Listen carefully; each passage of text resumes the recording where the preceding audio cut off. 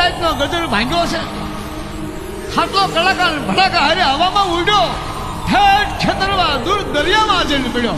હા હા હા, કેવી બીના બને છે. સવારનો ગજર ભાંગ્યો, કાળિયાની આંખ ખોલી. અરે કાળિયો જાગ્યો. કાળિયો બેઠો થયો, જોયું તો ખાટલાની નીચે ખળખળતા પાણી હલેસા મારે છે.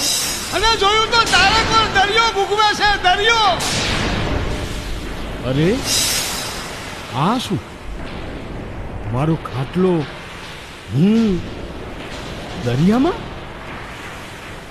અરે પણ આ મારો ખાટલો તો દરિયાના પાણી ઉપર તરે છે.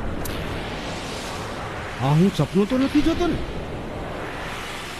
2 રાતથી આમ કેમ થાય છે? મને તો કાંઈ સમજાતું નથી. અરે પણ આ ખાટલો તો તરતો તરતો